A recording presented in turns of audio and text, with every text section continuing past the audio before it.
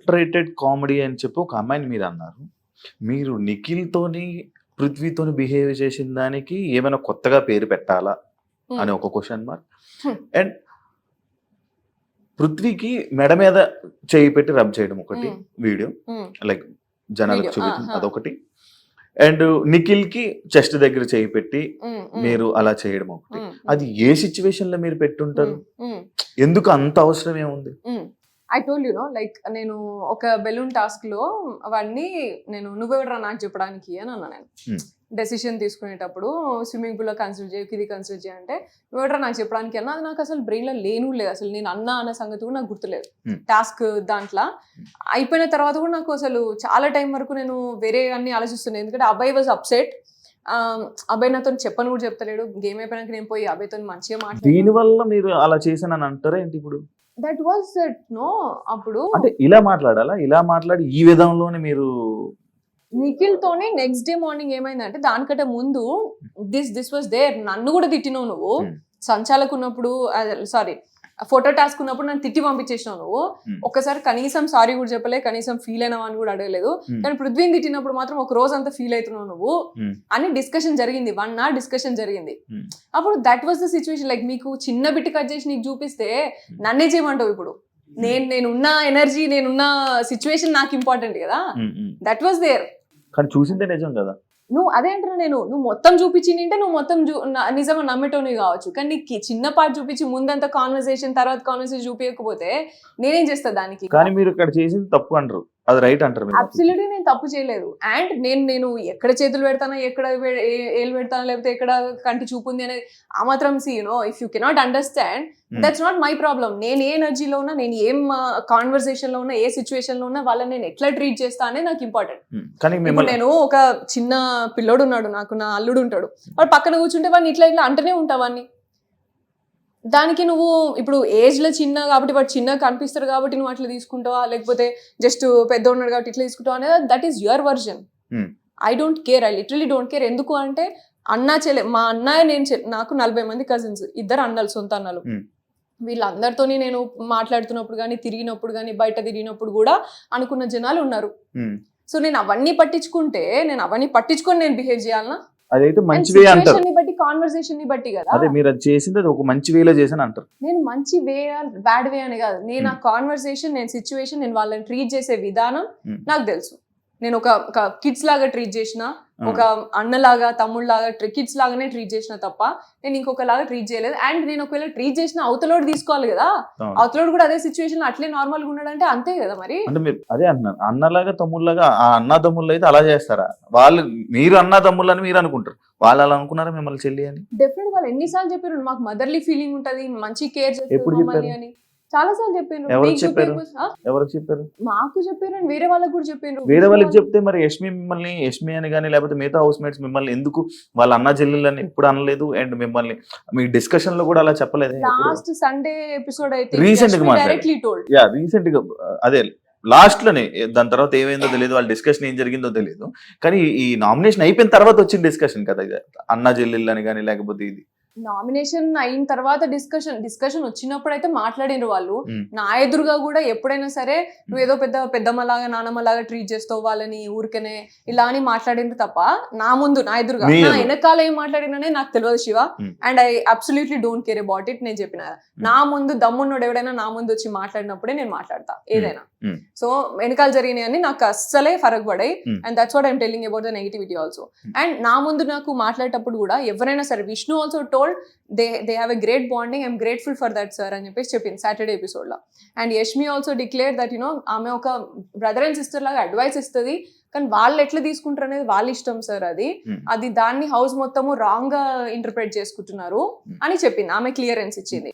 Obviously అనుకుంటారు, ఎందుకంటే మీరు అబ్బాయిలతో ఉన్నారు, అమ్మాయిలతో ఏ అమ్మాయితో లేరే? నేను అబ్సల్యూట్ గా అందరూ అమ్మాయి, నైనికాతో ఉన్నా. నేను నార్మల్ మాట్లాడడం కాదు కదా ఉండడం అంటే. మాట్లాడడం అంటే నైనికాతో I share a good bond. ఇప్పుడు మనం ఇంతసేపు మనం డిస్కషన్ చేసాం, ఒక అమ్మాయితో మీ బాండింగ్ చెప్పారా? నువ్వు అడగలేదు, క్వశ్చన్ అడగలేదు. ఆల్రెడీ చెప్పారు, నాకు సీతతో బాండింగ్ ఉండేది, మధ్యలో పోయింది కానీ చెప్పారు. కానీ ఇంకొకరు చెప్పలేదు. ప్రేరణ గురించి చెప్పిన, యష్మి గురించి చెప్పిన, ప్రేరణ గేమ్ గురించి చెప్పారు. ప్రేరణ వాస్ దేర్. ప్రేరణతో మంచిగా ఉండే. నేను క్లాన్ చేంజ్ అయినప్పటి నుంచి మాకు డిఫరెన్సెస్ వచ్చినాయి. అదే ప్రతి ఒక్క అమ్మాయితో డిఫరెన్సెస్ వచ్చాయి. కానీ నిఖిల్ పృథ్వీతో డిఫరెన్సెస్ లేవు కదా, వాళ్ళు కలిసే ఉన్నారు కదా. బరాబర్ ఉన్నాయి, ఆ. ఎందుకు లేవు డిఫరెన్స్? వీళ్ళతో వెళ్ళి బతిమాలినట్టు వెళ్ళి ఆ అమ్మాయిలతో బతిమాలలేదు కదా, ఎవరితో అమ్మాయిల దగ్గరికి వెళ్ళి బతిమాలలేదు కదా. లైక్ వీళ్ళకేమో ఇలా బుజ్జగించి వీళ్ళకి ఒక్కొక్కటి ఎక్స్ప్లెయిన్ చేశారు, వీళ్ళు పక్కన కూర్చోబెట్టుకుని ఒళ్ళో పడుకోబెట్టుకుని. బట్ అమ్మాయిలకి అలా చేయలేదేమి? ప్రేరణకి నీకు నేను ఎక్స్ప్లెనేషన్ ఇచ్చింది మీకు కనవడలే కావచ్చు, మీరు చూసుకోలేదు. నేను ఎన్నోసార్లు ప్రేరణ దగ్గరికి వెళ్ళి I miss you Prerana, I miss you Prerana అని చెప్పేసి లిటరల్లీ ఒక 4 సార్లు అన్నా నేను పోయి.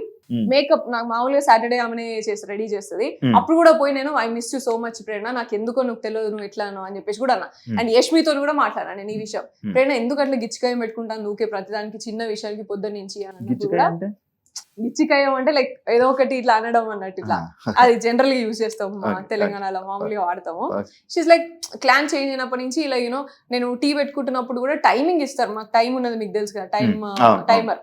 సో ఆ టైమర్ ప్రకారం పెట్టుకుంటున్నప్పుడు మా టైం మాకు రన్ అవుతుంది, తొందరగా పెట్టుకోండి ఇంకెంతసేపు ఇట్లా అని అంటున్నాయి. ఎందుకు మాకు ప్రెషర్ అవుతుంది, ఇచ్చిన టైంలో ఆల్రెడీ మేము ఫినిష్ చేయాలా, టీ పెట్టుకోవాలా, తక్కువ టైంలో ప్రెషర్ అవుతుంది కదా ప్రేరణ, పోయి కూర్చో అని చెప్పేసి అన్న, తీసుకోకు ప్రెషర్ అయితే అని చెప్పేసి అన్న. సో అట్లాంటి చిన్న చిన్న విషయాలలో అండ్ ట్రే దగ్గర ఏదో చిన్న విషయాలలో గొడవ పెట్టుకుంటున్నప్పుడు నేను అన్నా. And also I went and said sorry to Seethu and ప్రేరణని హక్ చేసుకొని ఐ మిస్ యూ ప్రేరణ అని చెప్పేసి చాలాసార్లు అన్నా. అండ్ టాస్క్ లో మాట్లాడుతున్నప్పుడు కూడా ఆమెను ఎంకరేజ్ చేసిన, తాళీ టాస్క్ అప్పుడు కూడా ఆమె వచ్చి నాతో మళ్ళీ మంచిగా మాట్లాడింది. ఇవన్నీ మీకు చూపించకపోతే నన్ను ఏం చేయమంటావు Shivu? I had good journey, that's what I'm telling. With everybody I had a good journey. And యష్మితోని కూడా నేను అదే చెప్పిన, ఫస్ట్ చెప్పేటప్పుడు కూడా చెప్పిన, యష్మితోని 3rd వీక్ నుంచి we were very good and she started understanding more. Sonia నీ మీద హర్ట్ పెరుగుతుంది ఇట్లా అని కూడా అంత మాట్లాడింది, ఇవన్నీ మాట్లాడింది. అంటే ఇప్పుడు మీరు మాటలతో అండ్ యష్మి అండ్ ఫస్ట్ లోనైతే అసలు యష్మి ఎవరికి బెడ్ షేర్ చేయకపోతుంటుండే, అట్లీస్ట్ ప్రేరణతో కూడా షేర్ చేయకపోతుండే. తర్వాత నాతోనే షేర్ చేసుకుందామా అంత, అంటే లైక్ యూనో నేను లేనప్పుడు ఏం మాట్లాడుతుంది అని విందామనేమో. కొంతమంది కొంచెం టైంలో ఓపెన్ అప్ అవుతా ఉంటారు, కొంత టైం స్పేస్ అంతే, అది స్లోగా. మాటలతో సీజన్ గెలిచేద్దాం అనుకున్నారా అని అంటే దానికి మీరు ఆన్సర్? Definitely not. నేను అన్ని చేసిన, ఎక్కడ మాట్లాడాలి అక్కడ మాట్లాడినా, ఎక్కడ ఆడాలి అక్కడ ఆడినా. ఏం ఆడారు? నేను టాస్క్ అన్నా. First swimming pool was accidental and then సంచాలకి ఇచ్చినప్పుడు సంచాలక్ ఫేర్ సంచాలక్ వాళ్ళే వచ్చి కాలు మొక్కి మరి. సంచాలక్ అనేది ఒక టాస్కే కాదు, అది సంచాలకే పెద్ద టాస్క్. నన్ను అడిగితే సంచాలకే పెద్ద టాస్క్, బట్ అది ఒక టాస్కే కాదు. నాకు తెలియదు మీరు ఎట్లా కన్సిడర్ చేస్తారో, కానీ ఇద్దరు టాస్క్ ఆడేదానికంటే సంచాలక్ ఉన్న పొజిషనే పెద్ద టాస్క్ నా విషయానికి వస్తే. బట్ అది కూడా చేసిన అండ్ స్ట్రాటజీస్ చేసిన. First week what happened was, మాకు అంత టాస్క్లన్నీ కూడా రేషన్ టాస్క్లు.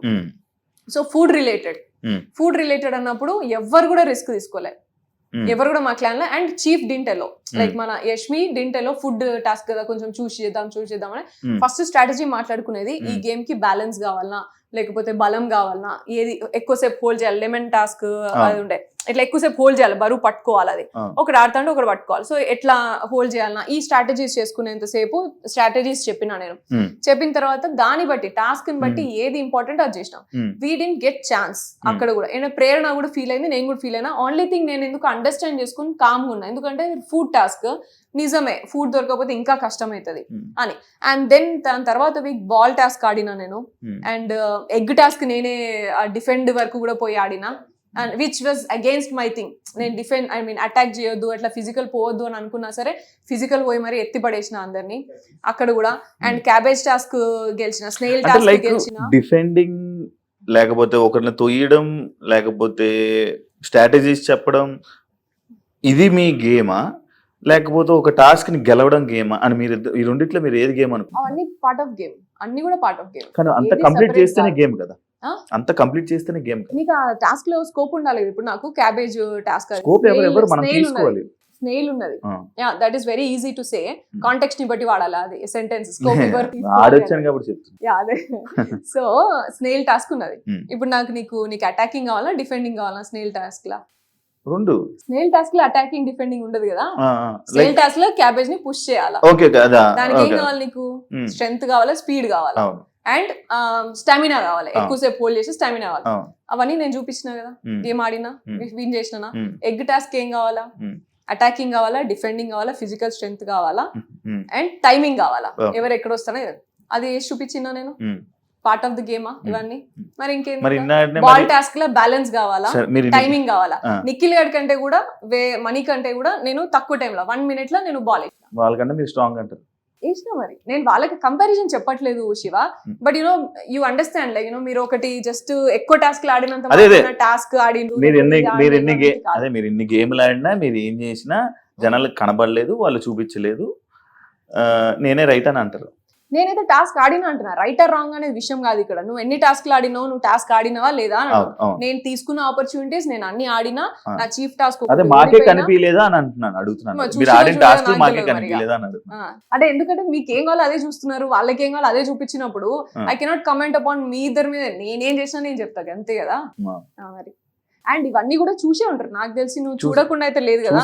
నువ్వు స్నేల్ టాస్క్ చూసి ఉంటావు, బాల్ టాస్క్ చూసి ఉంటావు, అండ్ స్ట్రాటజీస్ వేసింది ప్రాబబ్లీ నీకు అక్కడ కట్ ఏమైనా పడి ఉంటుంది. ఎందుకంటే చాలా సేపు స్ట్రాటజీస్ వేస్తాం కాబట్టి నువ్వు అన్నట్టు 1 hour ఎపిసోడ్ లో అందరినీ కవర్ చేయాలి కాబట్టి సోనియాని మాత్రం ఈ లెవెల్ లో కవర్ చేద్దాం, మిగతా వాళ్ళు మాత్రం ఇంతవరకే కవర్ చేద్దాం అని డిసైడ్ చేసుకుని కవర్ చేసి ఉంటారు.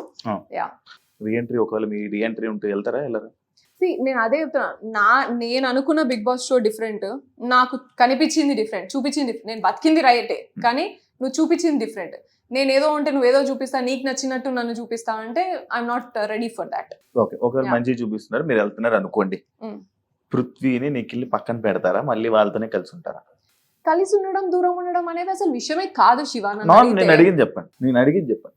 Never know like you know. Prithvi ఇప్పుడు బయట మీరు సిచ్యువేషన్ చూసి వెళ్తున్నారు కాబట్టి పృథ్వీతో నిఖిల్తో మంచి వెళ్ళి మళ్ళీ సేమ్ ఇదే బాండింగ్ నడుపుతారా? వెళ్ళి వాళ్ళిద్దరిని పక్కన పెట్టేసి లేకపోతే వాళ్ళతో గొడవ పెట్టుకుని వాళ్ళు పక్కన పెట్టేసి మళ్ళీ వేరేది ఏదైనా జరుగుతుందా? గొడవలు కావాలని పెట్టుకునేది కాదు. And bonding will remain even if it is Bigg Boss show or even if it is outside Bigg Boss ఉంటది. కాకపోతే నేనేమి అంటే ఇది మార్చాలి ఇది మార్చొద్దు అని నేను ఏం అనుకోలేదు.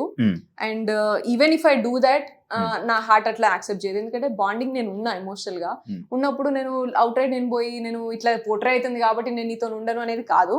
బట్ నువ్వు జూమ్ చేసేది మాత్రము అట్లా కాకుండా ఉంటది అని చెప్పేసి అయితే నేను అనుకున్నా అంతే. నువ్వు జూమ్ చేసే స్కోప్ అయితే ఇయ్య నేను, అదొక్కటైతే క్లియర్. వాళ్ళు చేస్తూనే ఉంటుంది. ఆర్జీవి ట్వీట్ మీ గేమ్ ని మార్చింది, బయటకు వచ్చి విన్నారా? ఆర్జీవి గారు మీ గురించి ఒక ట్వీట్ పెట్టారు, దానివల్ల మీకు ఏమైనా నెగిటివ్ వచ్చిందని అనుకుంటున్నారా? కొంతమంది అన్నారు ఇలాగా పవన్ కళ్యాణ్ ఫ్యాన్స్ అగేన్స్ట్ అయినారు, లేకపోతే చంద్రబాబు గారి ఫ్యాన్స్ అగేన్స్ట్ అయినారు, లేకపోతే అట్లా అనేసి అన్నారు. But for me doesn't matter. నేను పవన్ కళ్యాణ్ పిచ్చి ఫ్యాన్ చిన్నప్పుడు, చిరంజీవి ఫ్యామిలీ అండ్ పవన్ కళ్యాణ్ గారికి పిచ్చి ఫ్యాన్ నేను. అండ్ చంద్రబాబు నాయుడు గారి విజనరీ ప్లాన్ కి నేను నా 10th క్లాస్ నుంచి అసలు నేను ఘోరంగా ఆయన విజన్ 2020 చూసి నేను నా లైఫ్ లో నెక్స్ట్ 5 years ఎలా ఉండాలా అనేది డిజైన్ చేసుకునేది నేను. మీరు ఒక విజన్ చేద్దాం, మీరు ఒక ఏదైనా ఒక విజన్ పెడదాం అనుకున్నారా? లైక్ రెగ్యులర్లీ నేను ప్లాన్ చేసుకుంటా, ఆయన దగ్గర నుంచి నేను పిక్ చేసుకున్నది అది విజనరీ 2020 అనే అట్లా ఆయన దగ్గర నుంచి నేను పిక్ చేసుకున్న క్వాలిటీ అది విజన్. లైక్ ఎవ్రీ 5 years నా ప్లాన్ ఏంటిది లైఫ్ లా అని చెప్పేసి నేను రాసుకున్నాయి. సో అంత ఇన్స్పిరేషన్ నాకు. అండ్ ఆర్జీవి గారు లెవెల్ నేను ఆల్రెడీ నేను చాలాసార్లు చెప్పిన, ఆయన ఫిలాసఫీ కానీ ఆయన మూవీస్ లేకపోతే ఆయన ఐడియాలజీకి కానీ నేను పెద్ద ఫ్యాన్ ఆయనకు కూడా. సో ముగ్గురికి నేను ఫ్యాన్. వీళ్ళ వల్ల వీళ్ళు అగేన్స్ట్ అయిందా, వీళ్ళ వల్ల అగేన్స్ట్ అయిందా అనేది నేను నమ్మా అది అంతా. అది నాకు ఎఫెక్ట్ అయిందని కూడా నేను ఏమంతా నమ్మట్లేదు. మీరు ఒక ఆర్జీవి గర్ల్ కేటగిరీలో మీరు లోపలికి వెళ్ళారు. నో, బట్ మిమ్మల్ని అదే కదా ఆర్జీవి గారు కూడా మీరు లోపలికి వెళ్ళినప్పుడు మీ గురించి ఎంట్రీలో వీడియో ప్లే అవ్వడం, మీరు ఒక ఆర్జీవి లిస్ట్ లో మీరు లోపలికి వెళ్ళారు అనేది ఇది. బెస్ట్ విషెస్ అనేది వీడియో అయితే ఇచ్చినారు కానీ అట్లా నన్ను తీసుకోలేదు. నన్ను ఆడిషన్ చేసేటప్పుడు నాకు ఆల్మోస్ట్ ఒక 5 rounds అయినాయి. అండ్ 5 rounds అయినాక అందులో జస్ట్ నేను మూవీస్ అనేది just small concept. They took me as a common women, like charity and mixed